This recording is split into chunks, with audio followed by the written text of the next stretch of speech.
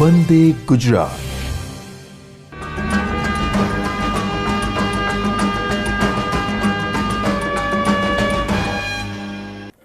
નમસ્કાર. બાયોટેકનોલોજી સિદ્ધાંતો અને પ્રક્રિયાઓમાં આપનું સ્વાગત છે મિત્રો. આજે આપણે આગળ અભ્યાસ કરશું. અત્યાર સુધી આપણે ઘણું બધું શીખી ગયા છીએ. બાયોટેકનોલોજીના સિદ્ધાંતો, genetic engineering, recombinant DNA technology. હવે આપણે જોશું ક્લોનિંગ વેક્ટર્સ. ક્લોનિંગ વેક્ટર્સની અંદર કોણ છે?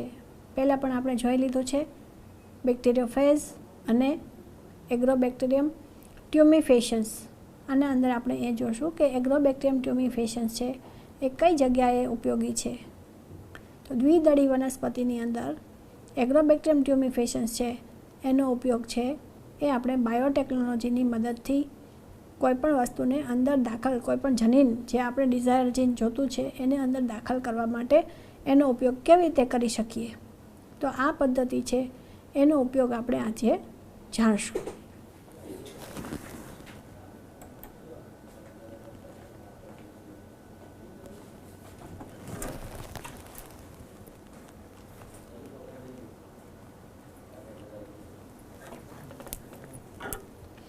વનસ્પતિ અને પ્રાણીઓમાં ક્લોનિંગ જનીનો માટે વાહકો.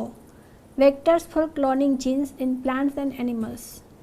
તમને એ જાણીને આશ્ચર્ય થશે કે જનીનોને વનસ્પતિ અને પ્રાણીઓમાં સ્થળાંતરિત કરવાનું આપણે બેક્ટેરિયા અને વાયરસમાંથી શીખ્યા.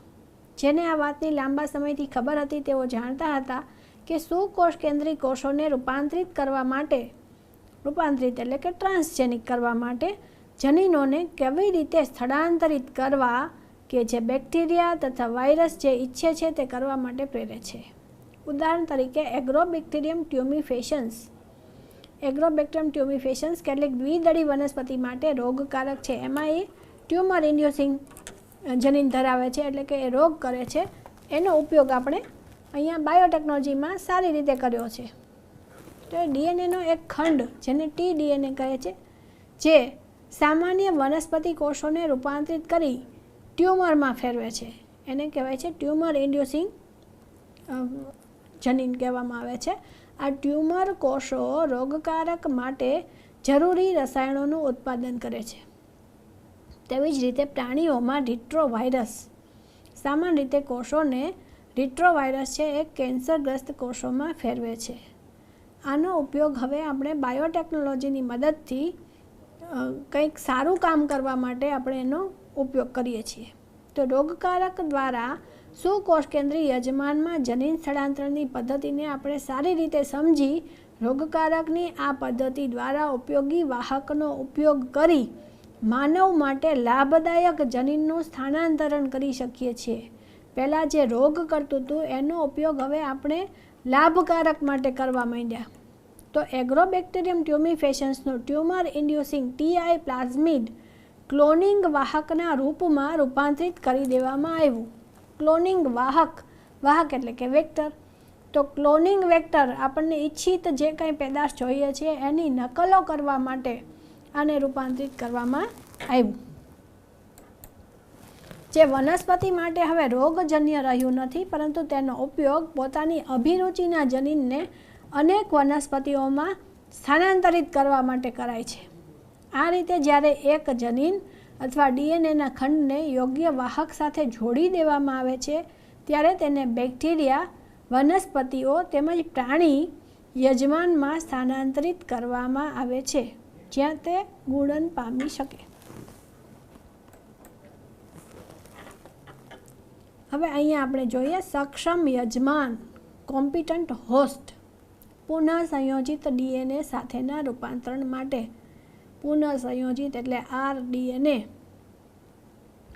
ડીએનએ જલાનુરાગી અણુ છે, હાઇડ્રોફિલિક.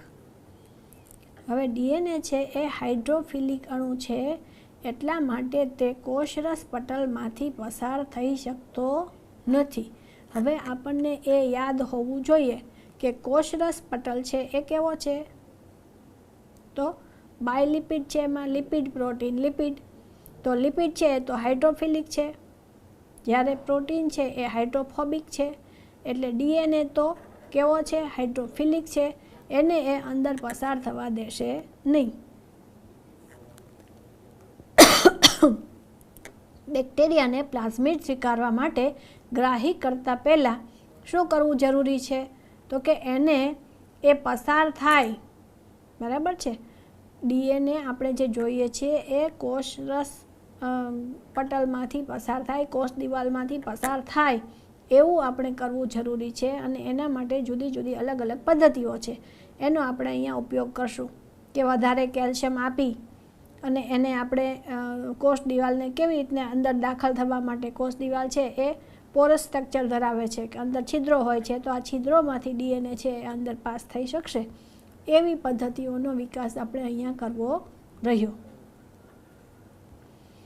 તો પ્લાઝમિડ સ્વીકારવા માટે ગ્રાહી કરતાં પહેલાં તે આવશ્યક છે કે બેક્ટેરિયલ કોષને ડીએનએના સ્વીકાર હેતુ સક્ષમ બનાવવામાં આવે. એવું કરવા માટે પહેલાં એને નિશ્ચિત સાંદ્રતા ધરાવતા દ્વિસંયોજિત ધન આયન જેમ કે કેલ્શિયમની સારવાર આપવામાં આવે છે અને એનાથી આપણે કેલ્શિયમની સારવાર આપી અને કોષ દિવાલ જે છે એને આપણે પસાર કરાવી શકીએ છીએ. ડીએનએને બેક્ટેરિયાની કોષ દિવાલમાં આવેલા છિદ્રો દ્વારા પ્રવેશ પામવાની ક્ષમતામાં વધારો થાય. પુનઃ સંયોજિત ડીએનએને કોષમાં દાખલ કરવા માટે પ્રથમ તેને બરફ પર રાખવામાં આવે છે, ત્યારબાદ 42°C તાપમાને મૂકવામાં આવે અને અંતે પુનઃ બરફ પર મૂકવામાં આવે છે. આમ કરવાથી બેક્ટેરિયા રિકોમ્બિનન્ટ ડીએનએનો સ્વીકાર કરવા માટે સક્ષમ બની જાય છે. અહીંયા કોષ દિવાલ છે ત્યાં આપણે શું કીધું તો કે ભાઈ જે ડીએનએ છે એ તો ઋણ વીજભારિત છે અને કેલ્શિયમ છે ધન વીજભારિત છે, તો એ અપોઝિટ દિશામાં અંદર આકર્ષાશે, જેથી કરીને વધારે કેલ્શિયમ આપ્યું હશે તો એ ઋણ વીજભારિત ડીએનએને અંદર દાખલ થવા દેશે. આ રીતે અંદર ડીએનએ દાખલ થઈ શકશે. Micro injection. યજમાન કોષોમાં વિદેશી ડીએનએને પ્રવેશ કરાવવાની માત્ર આ એક જ રીત નથી. સૂક્ષ્મ અંતઃક્ષેપણ માઇક્રો ઇન્જેક્શન વિધિમાં પુનઃ સંયોજિત ડીએનએને પ્રાણી કોષના કોષ કેન્દ્રમાં સીધું જ અંતઃક્ષેપણ કરવામાં આવે છે. હવે આ જે માઇક્રો ઇન્જેક્શન પદ્ધતિ છે તમે જુઓ છો અહીંયા ફોટોગ્રાફમાં કે એમાં શું કરે છે તો કે ભાઈ આ બેક્ટેરિયમની અંદર સીધું જ માઇક્રો ઇન્જેક્શન દ્વારા પ્લાઝમિડ અંદર દાખલ કરી દીધું. તમે જે ગોળ ગોળ અંદર ટપકા જુઓ છો એ શું છે? પ્લાઝમિડ છે. તો એ અંદર દાખલ કરી દીધું. Direct insertion of recombinant DNA into cell nucleus. તો કોઈ કોષ છે એના કોષ કેન્દ્રની અંદર શું કર્યું છે? ડાયરેક્ટ ઇન્સર્શન, અંદર ડાયરેક્ટ ઇન્સર્ટ કરી દીધું છે ઓફ રિકોમ્બિનન્ટ ડીએનએ, જે રિકમ્બાઇન થયેલું ડીએનએ છે, જે આપણા ડિઝાયર જીન ધરાવતું ડીએનએ છે, એને ડાયરેક્ટ ન્યુક્લિયસની અંદર દાખલ કરી દીધું છે. એ માઇક્રો ઇન્જેક્શનથી શક્ય બને છે. Particle bombardment. હવે બીજી પણ એક પદ્ધતિ છે જેમાં શું કરવામાં આવે છે તો કે અન્ય પદ્ધતિ કે જે વનસ્પતિ માટે અનુકૂળ છે, જેમાં ટંગસ્ટન કે સોનાના લઘુ તીવ્ર વેગીય કણો દ્વારા આવૃત ડીએનએના કોષો પર મારો બોમ્બાર્ડમેન્ટ કરવામાં આવે છે. આ પદ્ધતિને જૈવ પ્રાક્ષેપી, બાયોલિસ્ટિક્સ અથવા તો જનીન સ્ફોટક, જીન ગન તરીકે પણ ઓળખવામાં આવે છે. એ કયા સિદ્ધાંત ઉપર કામ કરે છે? પ્રિન્સિપલ એનો તો કે bombardment of gold particles coated with pDNA. હવે એની મિકેનિઝમ શું છે? Rupture of plasma membrane.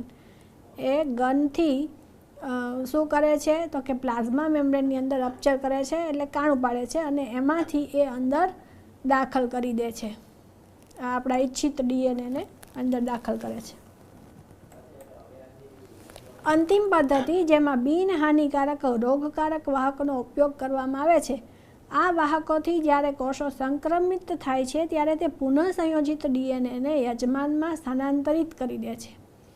તમે પુનઃ સંયોજિત ડીએનએના નિર્માણ માટેના ઉપકરણો વિશે અભ્યાસ કરી ચૂક્યા છો.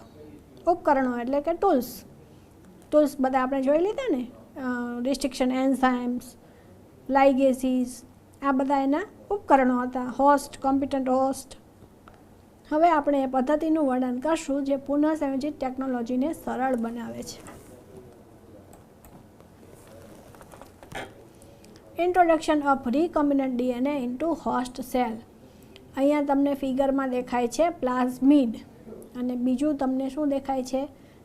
ઈ કોલાઈ બેક્ટેરિયા દેખાય છે, તો ટ્રાન્સફોર્મ સેલ. હવે ઇકોલાઈ બેક્ટેરિયાની અંદર પ્લાઝમિડ દાખલ થઈ ગયું છે. The recombinant plasmids are then mixed with bacteria which have been treated to make them competent or capable of taking in the plasmids. This insertion is called transformation. આવી રીતે અંદર જે દાખલ કરવામાં આવે, આવું જે દાખલ થાય છે જનીન, એને શું કહેવાય છે? Transformation.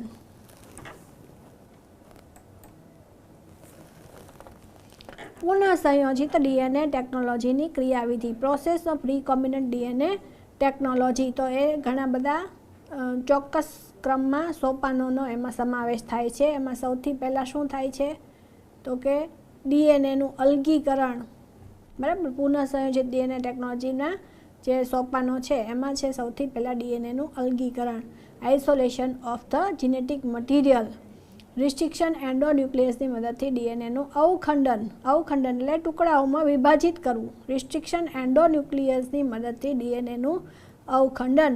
Cutting of DNA at specific locations. ડીએનએને આખું ડીએનએની સ્ટ્રેન છે એમાંથી આપણે કયું જનીન જોતું છે, જે જોતું હોય ને ડિઝાયર જીન, તો એના માટે ડીએનએના ટુકડાઓમાં એને વિભાજિત કરવું પડે.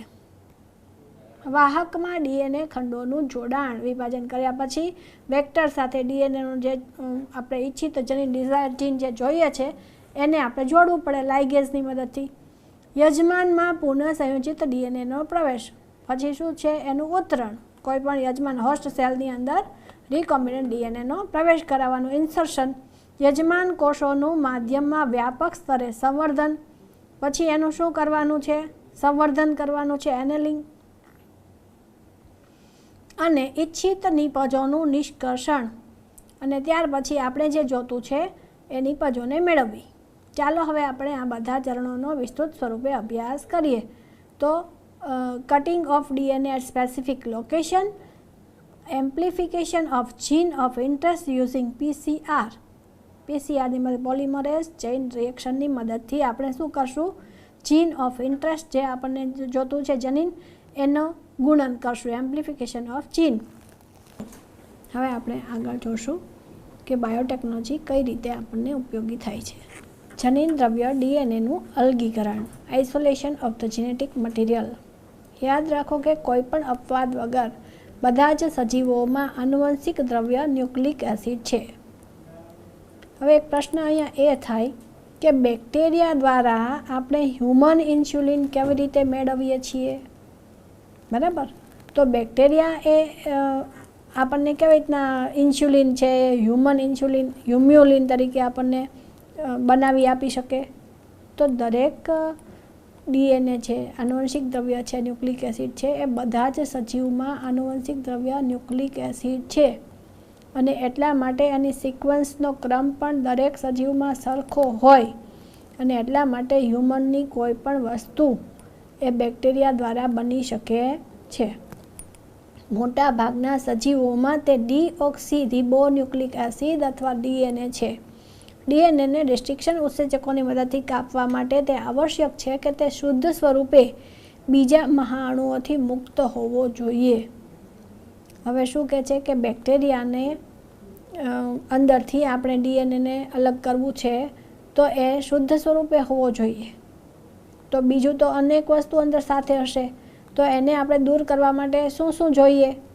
તો અહીંયા જો તમને નીચે આપેલું જ છે કે આરએનએ અને પ્રોટીન, આ જે મોટા અણુઓ છે, પોલિસેકેરાઇડ છે, લિપિડની સાથે ડીએનએ મુક્ત થાય છે. ડીએનએ તો એકલું હોતું નથી અલગથી કંઈ, આ બધું સાથે હોય છે. તો એને દૂર કરવા માટે બેક્ટેરિયલ કોષો, વનસ્પતિ અથવા પ્રાણીને દૂર કરવા માટે શું હોય છે? તો વનસ્પતિ માટે સેલ્યુલેઝ, બેક્ટેરિયા માટે લાઇસોઝાઇમ, ફૂગને દૂર કરવી હોય તો કાઇનેટિનેઝ. એના જેવા ઉત્સેચકોની સારવાર દ્વારા શુદ્ધ સ્વરૂપમાં આપણે ડીએનએને મેળવી શકીએ છીએ. તમે જાણો છો કે હિસ્ટોન જેવા પ્રોટીન સાથે ગૂંથાયેલા ડીએનએના લાંબા અણુઓ પર જનીનો સ્થાન પામેલ હોય છે. ડીએનએને રિબોન્યુક્લિયસની સારવારથી દૂર કરી શકાય છે. હવે આરએનએને આપણે રિબોન્યુક્લિયસની સારવારથી દૂર કરી શકાય છે. જ્યારે પ્રોટીનને પ્રોટીએઝની સારવારથી દૂર કરાય છે. બીજા અણુઓને યોગ્ય સારવાર દ્વારા દૂર કરવામાં આવે છે અને અંતે ઠંડો ઇથેનોલ ઉમેરી શુદ્ધ સ્વરૂપે ડીએનએનું અવક્ષેપન કરાય છે. તેને અવલંબિત માધ્યમમાં પાતળા તાતણાઓના સમૂહ સ્વરૂપે જોઈ શકાય છે. Generation of DNA fragments and selection of the desired piece of DNA. The desired piece of DNA can be obtained with DNA extraction, એટલે કે ડીએનએને એક્સટ્રેક્ટ કરવું, cutting of desired DNA segment with restriction એન્ઝાઇમની મદદથી ડીએનએને ટુકડાઓમાં વિભાજિત કરવું, amplification of desired DNA segments using PCR polymerase chain reaction ટેકનિકનો ઉપયોગ કરી અને પછી આપણે ડીએનએના ટુકડાઓની નકલો વધારી શકીએ છીએ. તો એ 3 સ્ટેપમાં આગળ વધે છે આ પ્રક્રિયા. સૌથી પહેલાં છે ડીનેચરેશન. તો ડીએનએ જે છે એને 98 ડિગ્રી ટેમ્પરેચરે આપણે એને શું કરશું તો કે તોડશું. ડીએનએના ટુકડાને ખંડોમાં વિભાજિત કરવું એને ડીનેચરેશન કહેવાય. ત્યાર પછી શું છે એનેલિંગ. એનેલિંગ મીન્સ જોડાણ કરવું. જોડાણ કરવા માટે આપણે ટેમ્પરેચર ઓછું હોવું જરૂરી છે. તો ઓછા ટેમ્પરેચર માટે 50 થી 65 ડિગ્રી ટેમ્પરેચરે એનેલિંગની પ્રક્રિયા જોડાણ શરૂ થશે અને ત્યાર પછી એક્સટેન્શન એને લંબાવવું, ઇલોંગેશન લાંબુ કરવું. બરાબર છે. લાંબુ કરવું એટલે ચેઇનની જેમ એકમાંથી 2 ને 2માંથી 4 અણુઓ આપણે મેળવતા જઈએ. તો આ રીતે પીસીઆર પદ્ધતિ દ્વારા એક ડીએનએના અણુમાંથી આપણે અનેક અબજો નકલો મેળવી શકીએ છીએ. Generation of DNA fragments and selection of the desired piece of DNA. Cell lysis achieved with different enzymes like lysozyme. બેક્ટેરિયાને આપણે અલગ કરવા માટે લાઇસોઝાઇમનો ઉપયોગ કરશું. સેલ્યુલોઝ એ પ્લાન્ટ સેલને તોડવા માટે સેલ્યુલોઝ વાપરશું. કાઇટિનેસ એ આપણે ફંગસને દૂર કરવા માટે વાપરશું. ત્યાર પછી સેન્ટ્રીફ્યુગેશન કરશું અને proteases for removal of proteins. Centrifugation પછી કરશું પાછા. RNA removal with ribonucleases. DNA precipitation with chilled ethanol or isopropyl alcohol. આના મદદથી આપણે ડીએનએને હવે પ્યોર ફોર્મમાં અલગ મેળવી લેશું. એને કહેવાય ડીએનએ એક્સટ્રેક્શન. ચોક્કસ જગ્યાએથી ડીએનએની કાપણી. Cutting of DNA at specific location. શુદ્ધ ડીએનએ અણુને રિસ્ટ્રિક્શન ઉત્સેચકની સાથે આ નિશ્ચિત ઉત્સેચક માટેની ઇષ્ટતમ પરિસ્થિતિમાં રાખવાથી રિસ્ટ્રિક્શન ઉત્સેચક દ્વારા પાચન સંપન્ન થાય છે. રિસ્ટ્રિક્શન ઉત્સેચક દ્વારા થતા પાચનની પ્રગતિ જાણવા માટે એગેરોસ જેલ ઇલેક્ટ્રોફોરેસિસનો ઉપયોગ થાય છે. જેલ ઇલેક્ટ્રોફોરેસિસ મેં અગાઉ તમને ભણાવ્યું છે અને એમાંથી તમને યાદ હશે કે કેવી રીતે આ પદ્ધતિ છે એનાથી આપણે ડીએનએના ટુકડાને અલગ મેળવી શકીએ છીએ. ડીએનએ ઋણ વીજભારિત અણુ છે, તેના કારણે તે ધન વિદ્યુત ધ્રુવ એનોડની તરફ ગતિ કરશે. આ પ્રક્રિયા વાહક ડીએનએ દ્વારા પણ પુનરાવર્તિત કરી શકાય છે. ડીએનએના જોડાણ માટે ઘણી બધી પ્રક્રિયાઓ સામેલ છે. સ્ત્રોત સોર્સ ડીએનએના વાહક ડીએનએને વિશિષ્ટ રિસ્ટ્રિક્શન ઉત્સેચક દ્વારા કાપ્યા પછી સ્ત્રોત ડીએનએમાંથી કાપેલ રુચિ પ્રમાણેના ઉપયોગી એટલે કે ડિઝાયર જીન આપણે જે જોતું છે એવું સ્ત્રોત એટલે કે જે જગ્યાએથી આપણે એ જોતું છે ઉપયોગી જનીનને વાહકની કપાયેલી જગ્યામાં મૂકી લાઇગેઝ દ્વારા જોડવામાં આવે છે. એટલે કે પ્લાઝમિડ જ્યાંથી કપાયું છે એની સાથે આપણે ડિઝાયર જીન અથવા તો ફોરેન જીનને લાઇગેઝ દ્વારા જોડી દેશું. પરિણામ સ્વરૂપે એક પુનઃ સંયોજિત ડીએનએનું નિર્માણ થાય છે. Generation of DNA fragments and selection of the desired piece of DNA. Cutting of desired DNA with restriction enzyme at specific location. Restriction endonucleases.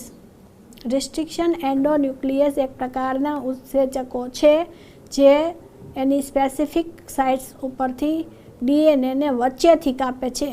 Class of nucleases enzymes that cut nucleic acid at specific sites. These enzymes are found in bacteria, archie and provide a defense mechanism against invading viruses. The term restriction enzyme originated from the studies of phage.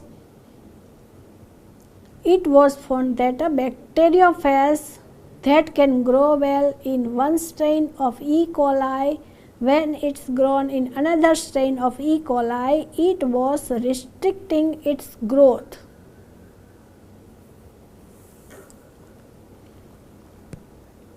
હવે Thomas કેલી નામના વૈજ્ઞાનિકે અને isolated and characterise the first type 2 restriction enzyme HIND2 from the bacterium Haemophilus influenzae. એમાંથી સૌથી પહેલાં આ restriction enzyme છે એ કેલી નામના વૈજ્ઞાનિકે એને શોધ્યું હતું. પીસીઆરના ઉપયોગથી રુચિ પ્રમાણેના જનીનનું પ્રવર્ધન. Amplification of gene of interest using PCR. પીસીઆરનો અર્થ છે પોલિમરેઝ ચેઇન રિએક્શન. આ પ્રક્રિયામાં પ્રાઇમરના 2 સેટ. આમાં શું શું જરૂરી છે? તો સૌથી પહેલાં તો પ્રાઇમરના 2 સેટ નાના રાસાયણિક સંશ્લેષિત ઓલિગોન્યુક્લિયોટાઇડ જે ડીએનએ વિસ્તારના પૂરક હોય અને ડીએનએ પોલિમરેઝ ઉત્સેચકનો ઉપયોગ કરી. જો પ્રાઇમરના 2 સેટ જોઈએ, ડીએનએ પોલિમરેઝ ઉત્સેચક પણ જોઈએ. શું કામ? તો કે ડીએનએ પોલિમરેઝ છે એ આગળ વધારવાનું કામ કરે છે. બરાબર છે. ડીએનએની સામે એક ડીએનએનો ટુકડો થઈ ગયો છે, તો ધારો કે ડીએનએની ડબલ સ્ટ્રેન્ડ છે, તો દરેક સ્ટ્રેન્ડ છે એ અલગ પડે છે, છૂટી પડે. તો એની સામે દરેક સ્ટ્રેન્ડની નીચે પાછું એની પૂરક એટલે કે કોમ્પ્લિમેન્ટરી સ્ટ્રેન્ડ બને. તો આ બનાવવા માટે શું જોશે? તો કે પ્રાઇમર જોશે, ડીએનએ પ્રાઇમર જોશે. બરાબર છે. અને સાથે સાથે શું જોશે? તો કે આ જે શરૂઆત કરે છે, જ્યાંથી પ્રાઇમરમાંથી આગળ વધવાની જે શરૂઆત કરે છે, કોણ કરાવે છે? પોલિમરેઝ ન્યુક્લિયસ કરે છે. અને એ ક્યાં હોય છે? તો કે હોસ્ટ સેલની અંદર. યજમાન કોષના પોલિમરેઝ ન્યુક્લિયસ એન્ઝાઇમની મદદથી આ શરૂઆત થાય છે.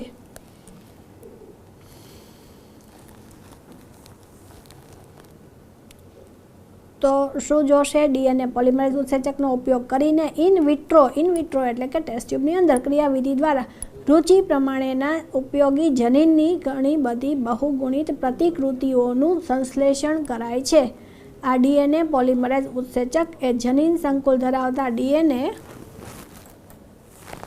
ને ટેમ્પલેટ સ્વરૂપે કામમાં લઈ તથા પ્રક્રિયામાં રહેલા ન્યુક્લિયોટાઇડ્સનો ઉપયોગ કરીને પ્રાઇમરને વિસ્તૃત કરી દે છે. હવે શું કહે છે?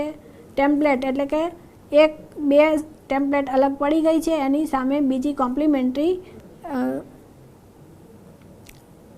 બનશે. અને એ કેવી રીતે બનશે? તો કે ત્યાં ન્યુક્લિયોટાઇડ જે છૂટા છે એ જોડાતા જશે એની સાથે અને નવી સ્ટ્રેન્ડ બનતી જશે. આગળ આપણે જોઈએ કેવી રીતે નવી સ્ટ્રેન્ડ બને છે.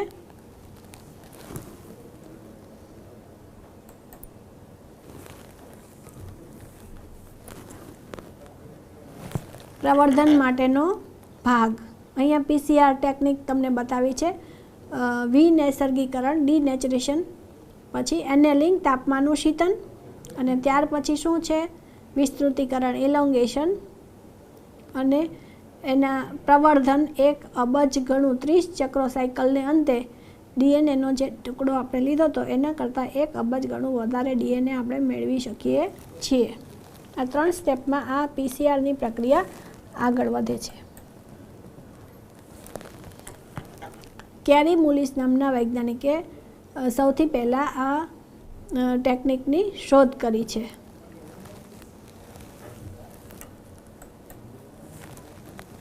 અહીંયા કોમ્પોનન્ટ્સ ઓફ પીસીઆર. તો પીસીઆરની અંદર શું જોઈએ? તો કે ટાર્ગેટ ડીએનએ. સૌથી પહેલાં તો ટાર્ગેટ ડીએનએ ટુ બી એમ્પ્લીફાય. આપણે કયું ડીએનએ જોઈએ છીએ કે જેને આપણે એમ્પ્લીફાય વધારવું છે. પછી શું જોશે? પ્રાઇમર્સ જોશે. ફોરવર્ડ પ્રાઇમર્સ તમે જુઓ છો 3' એન્ડ બાજુ એ આગળ વધે છે.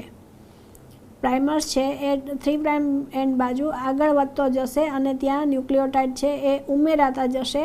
અને નવી a primer is a strand of short nucleic acid sequences, generally about 10 base pairs that serve as a starting point for DNA synthesis.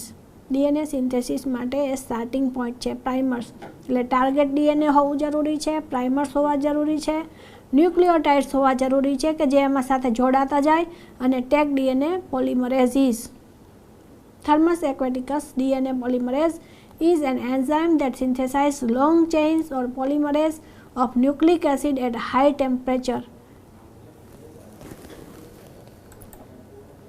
Basic steps of PCR. સૌથી પહેલાં શું હોવું જોઈએ? પહેલું સ્ટેપ ડીનેચરેશન.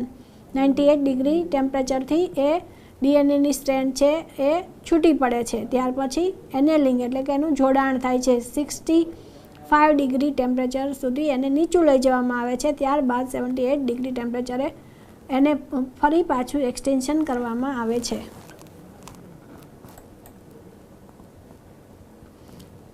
PCR કેવી રીતે કામ કરે છે એને આપણે હવે જોઈશું.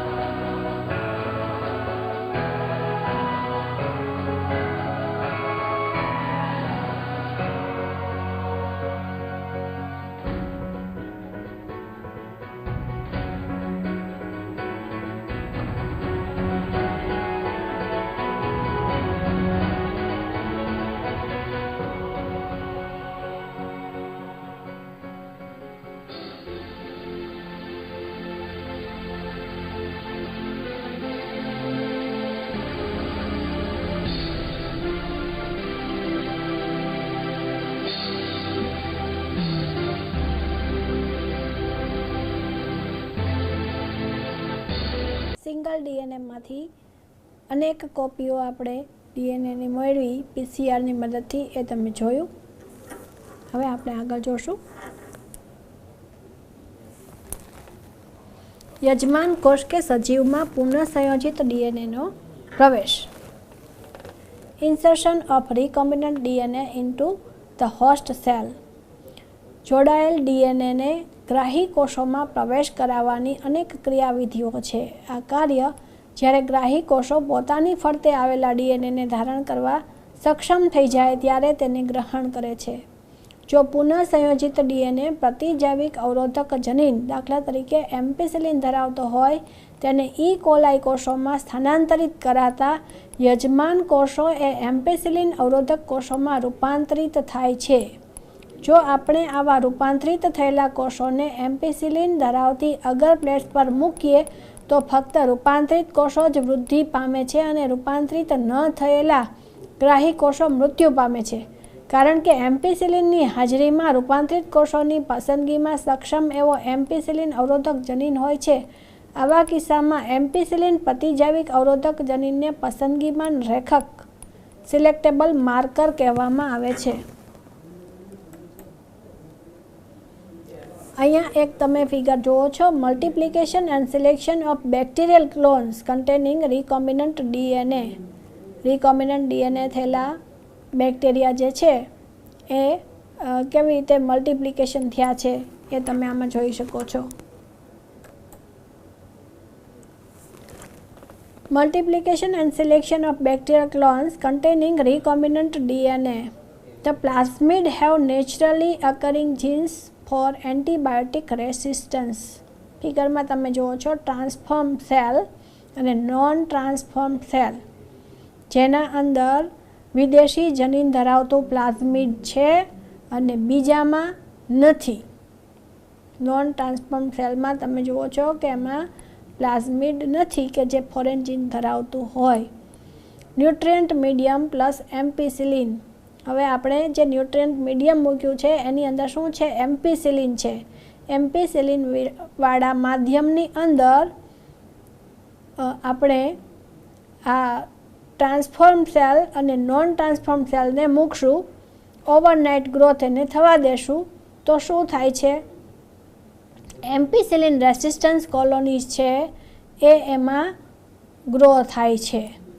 એક નાઇટ રાખ્યા પછી તમે બીજે દિવસે જુઓ છો તો એમ્પિસિલિન રેસિસ્ટન્સ કોલોની છે એ એના અંદર ગ્રો થઈ છે.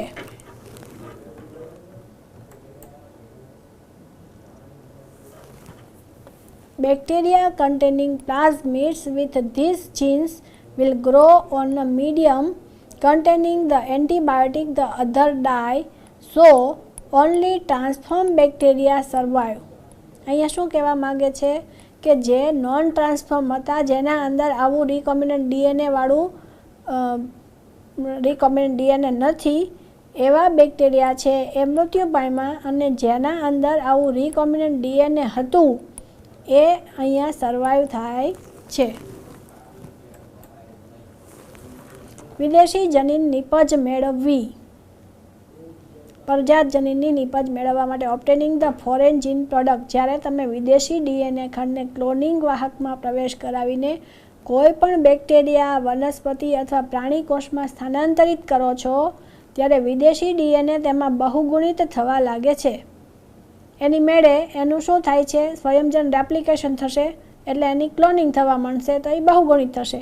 લગભગ બધી જ પુનઃસંયોજિત ટેકનોલોજીનો અંતિમ ઉદ્દેશ ઇચ્છિત પ્રોટીનનું ઉત્પાદન કરવાનો હોય છે.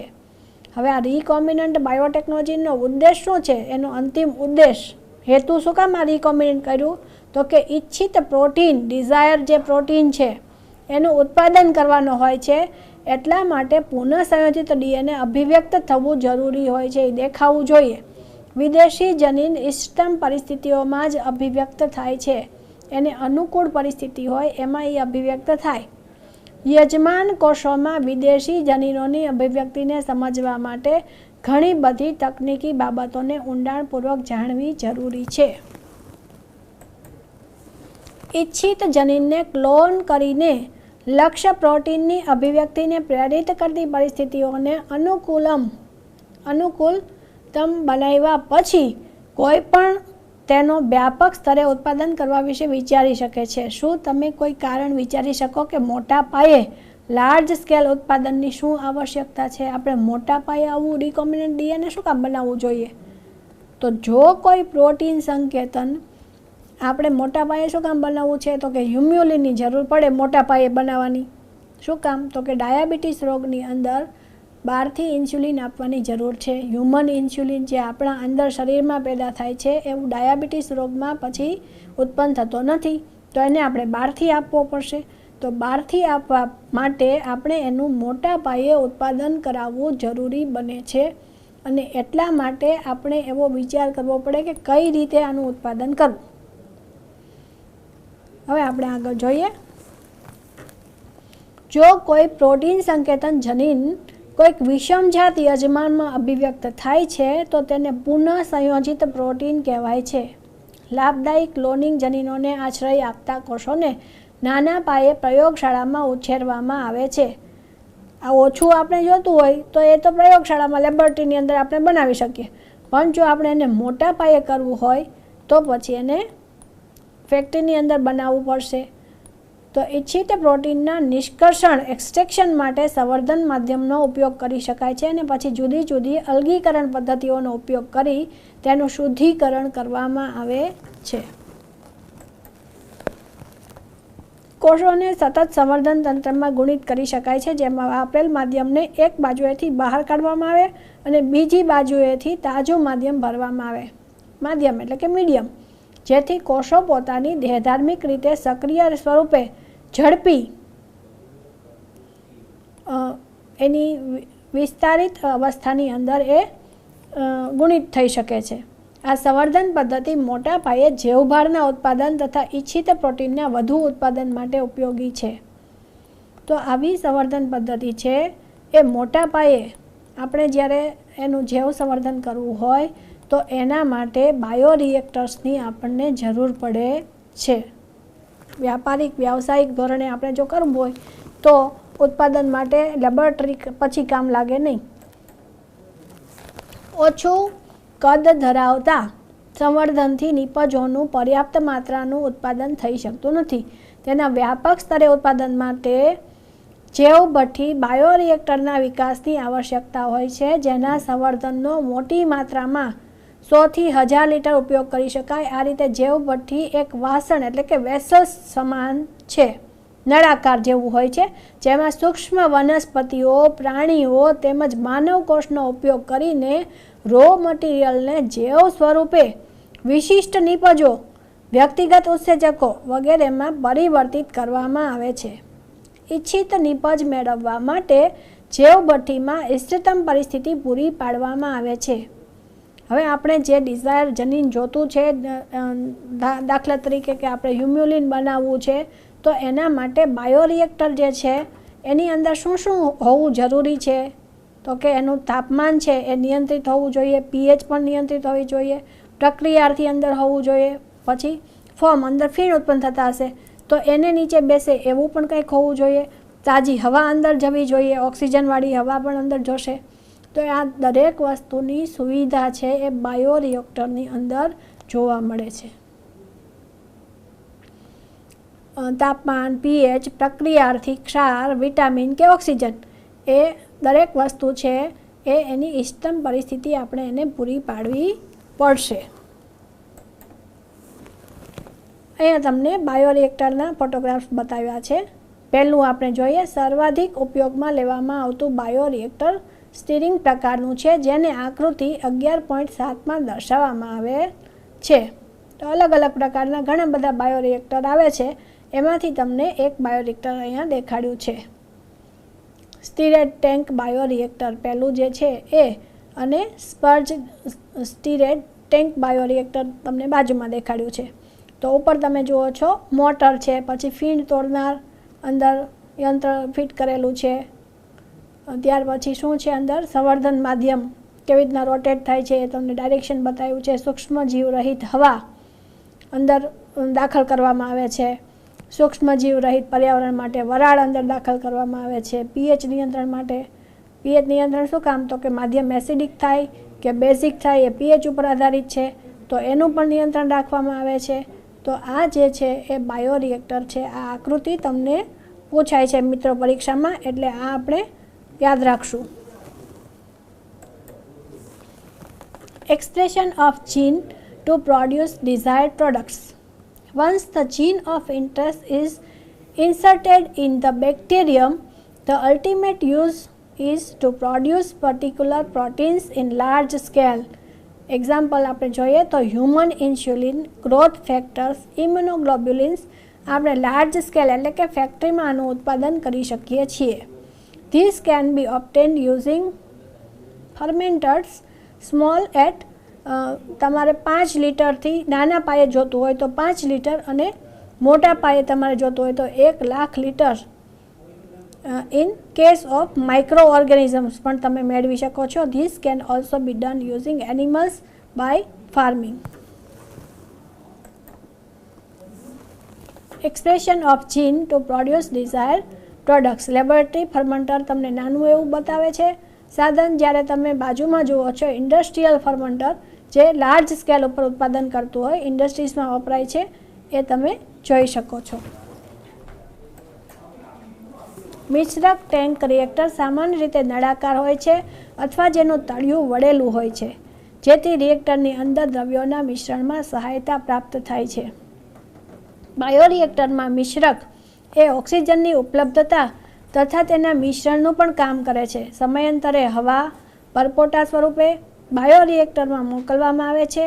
જો તમે આકૃતિને ધ્યાનથી જોશો તો જણાશે કે રિએક્ટરમાં એક આંદોલક તંત્ર, ઓક્સિજન વિતરણ તંત્ર, ફીણ નિયંત્રક તંત્ર, તાપમાન નિયંત્રક તંત્ર, પીએચ નિયંત્રક તંત્ર અને પ્રતિચયન પ્રધાર આવેલા છે, જેનાથી સમયાંતરે સંવર્ધનની થોડી માત્રા બહાર કાઢી શકાય છે.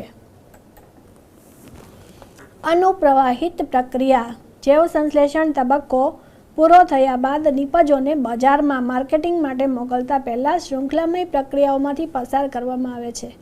નિપજોની અલગીકરણ અને શુદ્ધિકરણ જેવી પ્રક્રિયાઓને સામૂહિક રીતે અનુપ્રવાહિત પ્રક્રિયા તરીકે ઉલ્લેખવામાં આવે છે.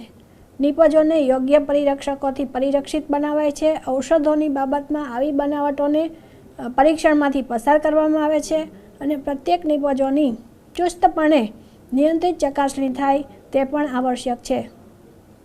અનુપ્રવાહિત પ્રક્રિયા અને ગુણવત્તા નિયંત્રણ ચકાસણી પ્રત્યેક નિપજો માટે અલગ અલગ હોય છે. અહીં આકૃતિમાં તમે જોઈ શકો છો કે તમને ડાઉનસ્ટ્રીમ પ્રોસેસ કેવી રીતના દેખાડી છે.